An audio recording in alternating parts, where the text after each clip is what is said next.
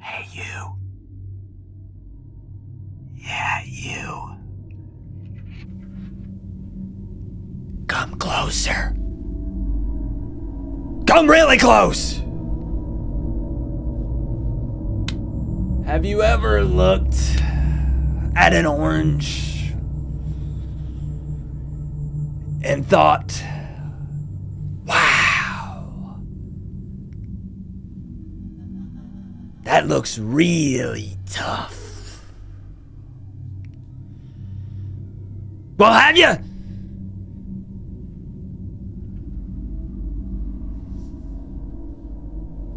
It's really not so tough. And I can prove it to you.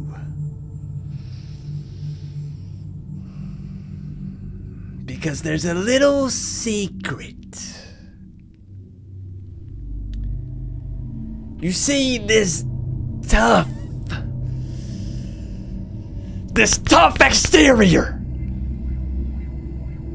is really not as tough as it might seem.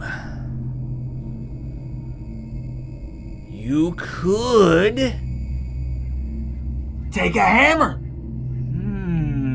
I like hammers. But why waste a perfectly good hammer on an orange? No. It's much, much easier than that. Much easier than that. I just need you to listen. And listen really closely. You see this tough outer exterior. It's all for show. You see, it's really not as tough as it looks. There's a little secret. You could say a weakness.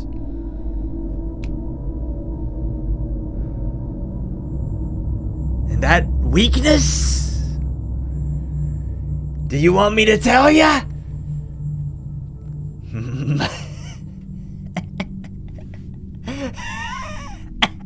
Because I'll tell you. I'll tell you the weakness.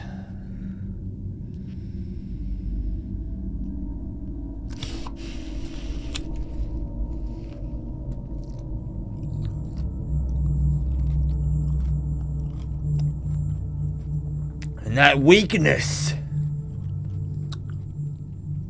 is that it's all for show. Because you see, if you're aggressive and attack it,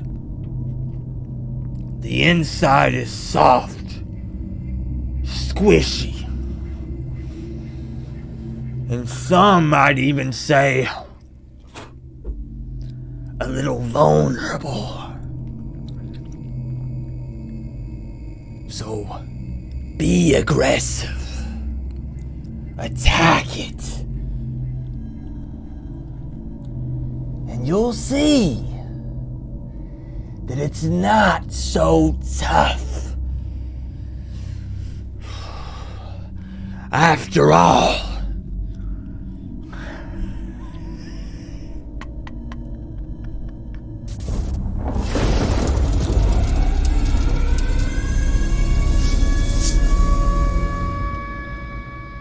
What's going on, Canes fans? All things considered, hold up a second. This season has been magical, but it has still drove me crazy at times, if you haven't noticed. But I feel like that's just part of being a Miami fan, right? I'm here for the ups and the downs. And realistically, Miami has an opportunity here to punch their ticket to the ACC championship game.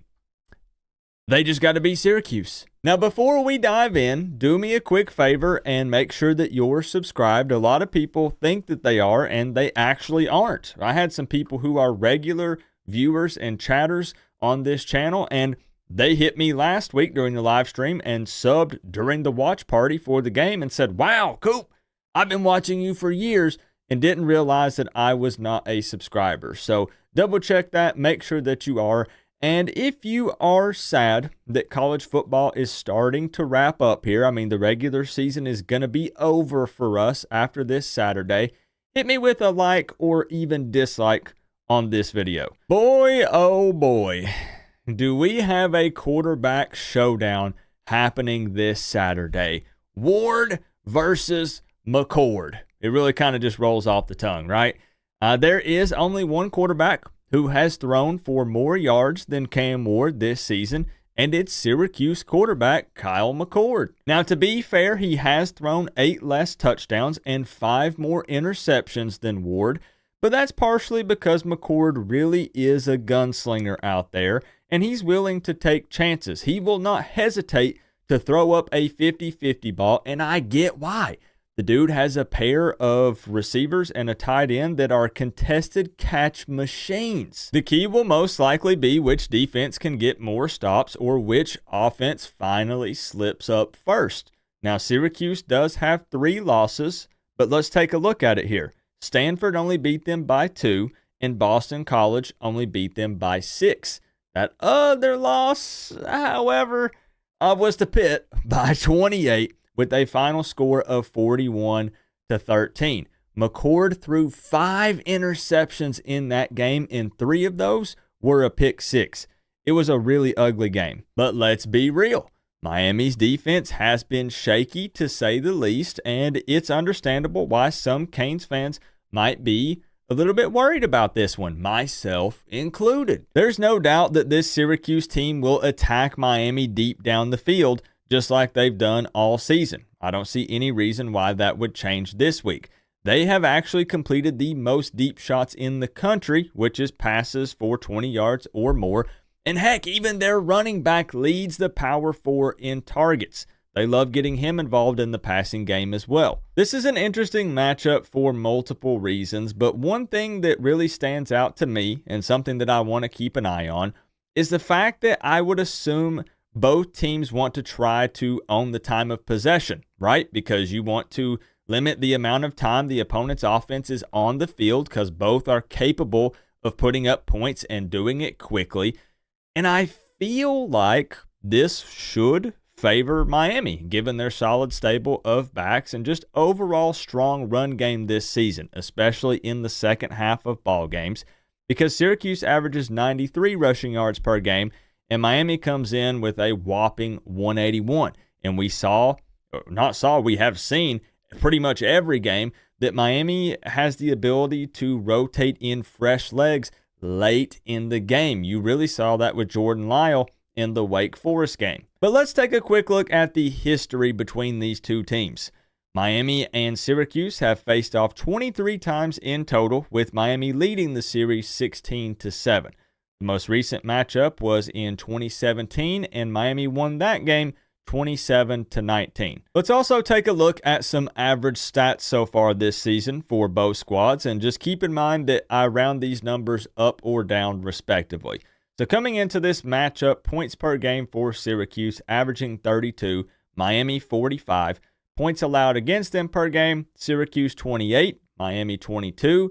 Average yards gained per game, Syracuse 454, Miami 542, and yards allowed against them, 358 for Syracuse, 305 for Miami. And if you want to know the passing yards per game specifically here, not just overall yards, it's almost dead even. Syracuse at 362 and Miami at 360. I will also give you 3 keys to a victory in this one, and let's kick it off with Miami. Coming in at number 1, pressure. Don't let McCord just sit back and pick the defense apart. He will make some throws. It's going to happen. So why not take a chance and make him work for it? We saw some Mesidor on the outside last week, and it worked well. More of that would be nice. And their biggest loss, again, looking back, was Pitt. Pitt brought some pressure. They did some things. Get in his face, make him earn it. Number 2, don't be afraid to lean on the run and own the time of possession. This is the type of game that Mario likes. Let's be real. And lastly, if possible, just have Andy kick it out of the end zone. Special teams coverage has been a bit of an issue, and the last thing Miami needs is a big return for Syracuse to set up their offense with good field position. Now, I know that you lose the opportunity to maybe strip the ball, force a fumble with a big hit, or even tackle a guy at the 10 to set him up with horrible field position, but I'm willing to take the trade-off. Coming in at number 1 for Syracuse, you need to generate multiple turnovers. Your offense can score. I mean, everybody knows that. So keep the ball in their hands as much as possible. An extra possession or 2 for that O could be disastrous for Miami. Number 2, I think if Syracuse wants to win this, they need to score 40-plus points. Even if Miami does run the ball a lot, you're not going to keep them out of the end zone. I know that Georgia Tech did beat Miami, and they only put up 28, but I don't think Syracuse can run the ball like the Yellow Jackets did. You need to score a lot of points. And lastly, the O-line must protect Kyle McCord and give him plenty of time in the pocket. As we discussed just a moment ago, Pitt got after him, and it forced a lot of mistakes, and Miami will probably try to do the same. He's not a dual threat guy, so pass protection will be key. So let's talk pick and score prediction for the final regular season game. But before we do, let's kick it over to my dog Max, and let's see what he's got for us.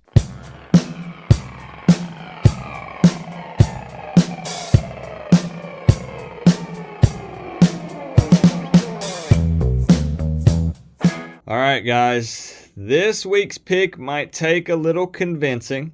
As you can see, he's big chilling on the couch, but he's been in and out. So he's been listening to what I've been saying while recording this preview video.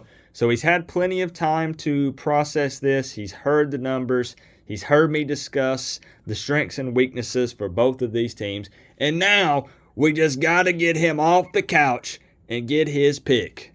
So Max, are you ready? Come on. Come on. There's probably going to be a cut in this video, but I couldn't pass up the opportunity to show him just passed out on the couch, how comfy he is. If there's a cut, look, it's not a retake, it's not a redo. I just got to try to wake him up, that's all. Okay, here we go. He faked us out. He thought about Syracuse, even reached for it, and then last second changed his mind and went with Miami. We've been tracking our picks all season long, and thankfully Max and I both got it right last week, so I'm sitting at 10-1 and he's 7-4. Now, I do always like to take a quick look at the ESPN matchup predictor, which gives Miami an 81.7% chance of winning this game and Syracuse 18.3%. Also, if we jump over to FanDuel, at the time of filming this video, they have Miami listed as a 10.5-point favorite, with the over-under coming in at 67.5 points. So they think it's going to be relatively high scoring. I'm not really this is a very tough one to predict because I know what I think Miami would do or should do, but obviously you kind of have to just go with the flow depending on what's happening in the game. You come in with the game plan, right? But sometimes that gets blown up. Is that going to be what Dawson tries to do? Is the defense going to give up big plays? So is Miami going to be playing from behind, or is it going to be the case for Syracuse? Here's what I got. I have Miami putting up 38, which I think might be low for some people. And I'm going to put Syracuse. This is the number that I really kind of just wasn't sure. I'm all over the place with this one, and I'll explain in just a moment.